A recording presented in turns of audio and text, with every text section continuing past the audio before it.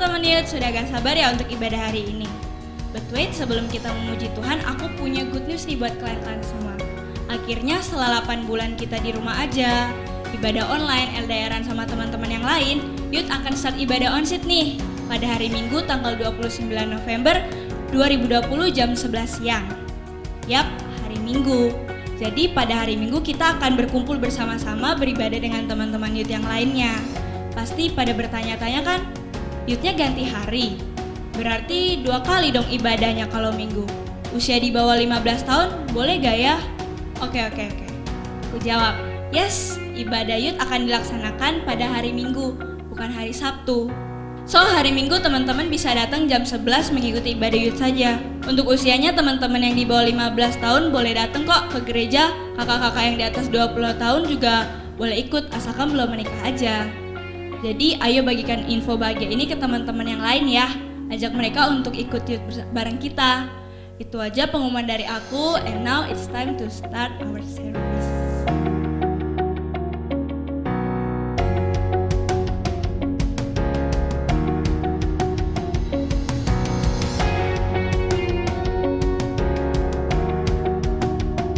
Hai anak-anak muda, apa kabar semuanya?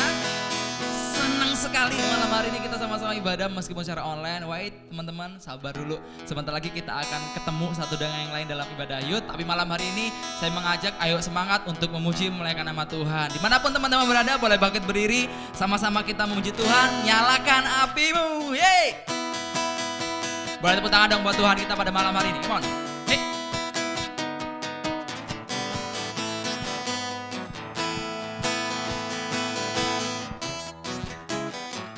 Jesus. Sama-sama kita katakan ya. Jiwa bebas terlepas, kuasa maut telah terhempas. Nama Yesus pemenang, nama Yesus jawaban. Langkah takkan berhenti, berlari sampai akhir. Serukan tinggi namanya, serukan ajaib namanya. Roh Kudus membakar setiap kami. Naikkan pujian, mujizat terjadi. Mengalir kuasa-Mu, nyalakan apimu. Ku nyanyi oh we oh oh oh we oh oh oh we oh oh oh. Tercurah kuasa-Mu, nyalakan apimu. Ku nyanyi oh we oh oh oh we oh oh. Keajaiban terjadi. Come on, hey, Jesus. Katakan langkah, langkah takkan berhenti, berlari sampai akhir. Serukan tinggi namanya, serukan ajaib. Sama-sama katakan Roh Kudus, Roh Kudus membakar setiap kami. Amin. Naikkan pujian, mujizat terjadi. Mengalir kuasa-Mu, nyalakan apimu. Ku nyanyi oh we oh oh oh we oh oh oh we oh oh oh. Tercurah kuasa-Mu, nyalakan apimu. Ku nyanyi oh we oh oh oh we oh oh. Keajaiban terjadi. Sama-sama kita tepuk tangan buat Tuhan yuk. Come on. Hey. Mari percaya bahwa Roh Kudus sedang menjamah setiap kehidupan kita pada malam hari ini, anak-anak muda. Hey. Jesus, come on. Hey. Haleluya. Mari setiap kita boleh angkat tangan dan sama-sama kita mau katakan Roh Kudus, Roh Kudus membakar setiap kami. Amin. Naikkan pujian, mujizat terjadi.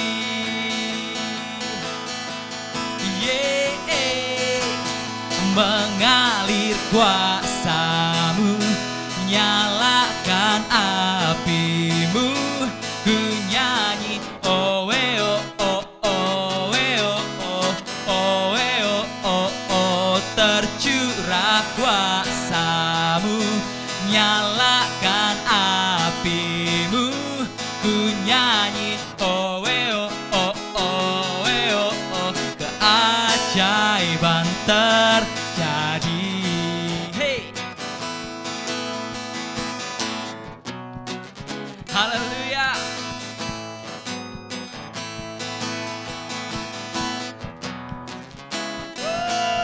Yes, terima kasih Tuhan. Tuhan, terima kasih untuk hari ini. Kami anak-anak muda-Mu Tuhan, membuka hati kami. Ya, percaya malam hari ini setiap kami yang beribadah secara online, anak-anak muda-Mu, saya percaya bahwa Tuhan sedang bekerja atas hidup kami. Yes, Tuhan. Katakan, Kau hiasi kehidupanku dengan kemurahan-Mu. Kau rancangkan masa depanku penuh dengan harapan. Aku ada saat ini, semuanya karena kasih-Mu. Aku hidup hari ini, semua berkat kemurahan-Mu. Terima kasih Yesus, Engkau sangat baik, teramat baik bagiku. Kami nyatakan Kau Allah yang baik Tuhan. Lebih lagi katakan, Kau hiasi kehidupanku dengan kemurahan-Mu.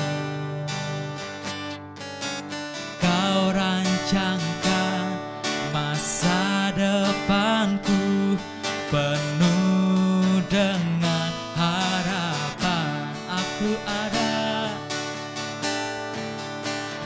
Aku ada saat ini, semuanya karena kasih-Mu. Aku hidup hari ini, semua berkat kemurahan-Mu. Terima kasih Yesus, Engkau sangat baik, teramat baik. Aku ada saat ini, semuanya karena kasih-Mu. Aku hidup hari ini, semua berkat kemurahan-Mu.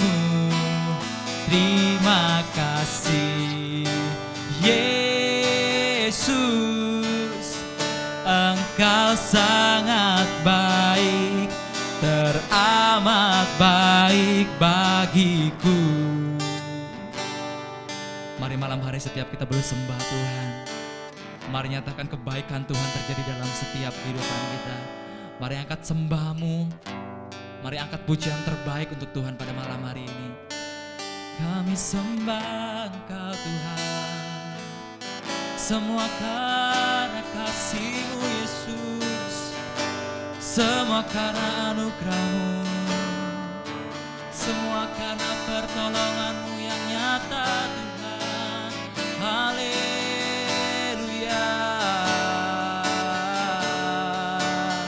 Kami sembah, kami agungkan Engkau, hanya nama-Mu Yesus. Haleluya. Sebab Engkau baik bagi kami Tuhan, Engkau sangat baik bagi kami Yesus. Terima kasih. Haleluya. Mari anak-anak muda dengan suara yang keras sama-sama kita katakan. Aku ada saat ini, come on. Semuanya karena kasih-Mu. Aku hidup hari ini, semua berkat kemurahan-Mu. Nyatakan, terima kasih Yesus, Engkau sangat baik, teramat. Lebih kaki katakan, aku ada saat ini, semuanya karena kasih-Mu. Aku hidup hari ini, semua berkat kemurahan-Mu. Terima kasih Yesus, Engkau sangat baik. Aku ada saat ini, semuanya karena kasih-Mu. Aku hidup hari ini, semua berkat kemurahan-Mu. Terima kasih Yesus, Engkau sangat baik, teramat baik bagiku. Yesus, Engkau sangat baik, teramat baik. Terima kasih Yesus, Engkau sangat baik, teramat baik bagiku. Ini yang menjadi doa kami malam ini Tuhan Yesus. Kami anak-anak muda mau terus bersyukur karena kami percaya setiap harapan kami ada di dalam tangan-Mu Tuhan. Buka hati kami untuk terima firman Tuhan pada malam hari ini. Dan kami siap dalam nama Tuhan Yesus. Haleluya. Amin. Hai, senang banget bisa ketemu lagi di ibadah online kita. Walaupun tetap online, harus semangat terus ya. Saya lihat juga youth secara perlahan-lahan kita akan memasuki ibadah on-site. Minggu depan kita sudah start, walaupun hari ini teman-teman masih menonton online bersama-sama di Gereja Sitri Manaan. Minggu depan kita sudah benar-benar on-site ibadahnya. Jadi gak ada online dan dilaksanakan pada hari Minggu, bukan hari Sabtu lagi ya. Jangan sampai keliru nih. Nah, saya akan flashback firman Tuhan yang disampaikan Pastor Glory minggu lalu tentang jangan mencuri. Kenapa orang bisa melakukan pencurian? Disebabkan karena kemalasan. Orang yang malas biasanya cenderung melakukan pencurian. Lalu yang kedua, karena tidak menyukai proses. Orang yang gak menyukai proses biasanya akan lebih mudah shortcut, ambil jalan singkat dengan cara mencuri. Lalu yang ketiga, tidak mempercayai pertolongan Tuhan. Dan yang keempat adalah tidak dapat mengendalikan diri sendiri. Melanjutkan tema ibadah youth, hari ini saya akan menyampaikan tentang saksi dusta. Nah, sebagai anak muda kita perlu mencontoh atau meniru karakter Sang Pencipta kita. Tuhan yang kita sembah adalah Tuhan yang tidak pernah berdusta, Tuhan yang tidak pernah berbohong dalam kehidupan kita. Waktu Tuhan menyatakan janjinya, waktu Tuhan menyatakan nubuatannya atas kehidupan kita, itu iya dan amin. Dia tidak pernah berdusta dalam kehidupan kita. Oleh sebab itu kita sebagai anak-anak yang diciptakannya yang segambar dan serupa dengan Allah, kita perlu meniru sifat Allah tersebut, bahwa kita harus menyatakan kebenaran dalam setiap kehidupan kita. Di Matius 5 ayat yang ke-37 dikatakan, jika ya hendaklah kamu katakan ya, jika tidak hendaklah kamu katakan tidak. Apa yang lebih daripada itu berasal daripada si jahat. Nah, ayat ini di Matius menunjukkan bahwa waktu kita menyampaikan sebuah informasi, waktu kita menyampaikan sebuah kata-kata, yang kita katakan itu tidak boleh lebih, tidak boleh kurang. Informasi yang kita sampaikan itu tidak boleh lebih, tidak boleh kurang. Harus akurat, harus betul. Jangan sampai saksi dusta yang kita keluarkan. Karena sebuah informasi yang tingkat kebenarannya 99% itu sebenarnya sudah dikategorikan kepada saksi dusta. Walaupun cuma 1% kesalahannya sudah masuk kategori saksi dusta, bohong. Oleh sebab itu kita perlu belajar, kita perlu melatih diri kita agar setiap informasi yang keluar dari mulut kita ini adalah kebenaran, adalah hal-hal yang benar, yang tidak bersaksi dusta. Nah, kenapa sih orang-orang bisa melakukan saksi dusta? Penyebabnya yang pertama adalah kurangnya pengetahuan. Waktu seseorang kurang pengetahuan, akhirnya menyampaikan informasi itu dengan asal ngomong aja, asal keluar aja dari mulut. Karena apa? Karena kurangnya pengetahuan. Contohnya, waktu teman-teman dapat tugas, disuruh presentasi ya sama dosen teman-teman. Waktu kalian tidak menyiapkan bahan presentasi yang akan kalian sampaikan, apa yang terjadi? Pasti teman-teman akan menyampaikan karangan-karangan indah teman-teman saja, tidak sesuai fakta, tidak sesuai informasi, tidak sesuai dengan presentasi yang akan kalian sampaikan. Karena apa? Karena kurang belajar, karena kurangnya pengetahuan. Di Amsal pun dikatakan, Amsal 18 ayat yang kedua, orang bebal tidak suka kepada pengertian, hanya suka membeberkan isi hatinya aja. Apa yang menurut hatinya menyenangkan, asal ngomong aja, asal keluar aja.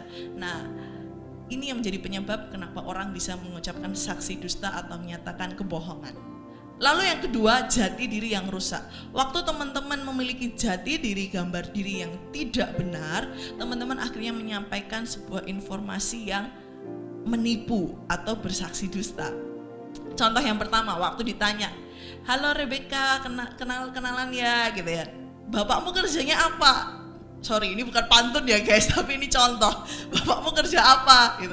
Lalu karena saya malu, bapak saya pelayanan, saya akhirnya jawab yang strata sosialnya yang cukup tinggi ya di masyarakat hari ini kan pengusaha. Jadi saya ngomong pengusaha bapakku gitu. Karena malu mengakui orang tuaku pelayanan kerjanya. Nah itu sebenarnya jati diri yang rusak. Akhirnya menyampaikan sebuah informasi yang berbohong, menyampaikan saksi dusta kepada orang lain.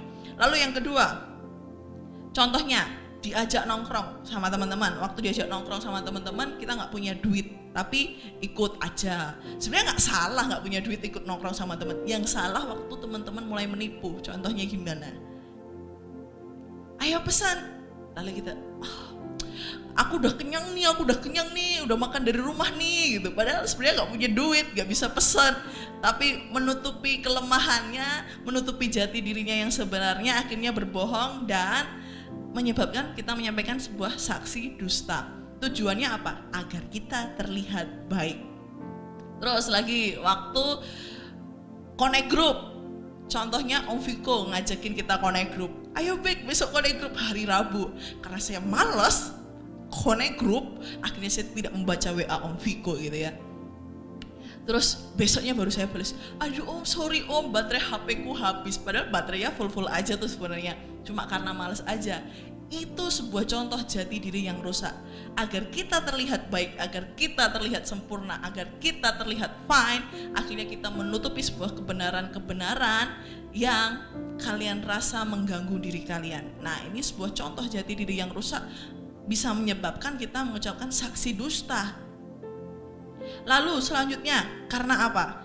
Karena kutuk keturunan.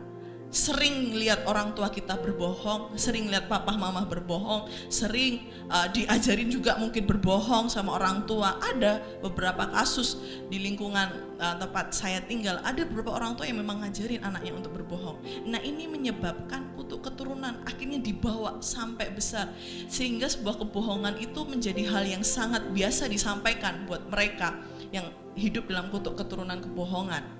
Pastor Glory pun menyampaikan ya beberapa waktu lalu, orang yang ada di dalam kutuk kalau tidak dilepaskan itu akan terus dibawa sama dirinya. Oleh sebab itu perlu dilepasin. Terus solusinya bagaimana agar setiap kita bisa menyampaikan kebenaran dan tidak menyampaikan saksi dusta dari mulut kita? Solusinya adalah dengan membaca firman Tuhan. Tidak ada solusi yang lain yang bisa saya berikan buat teman-teman selain membaca firman Tuhan. Karena firman Tuhan punya power yang begitu luar biasa untuk setiap kita. Karena firman Tuhan itu merupakan perkataan Allah sendiri.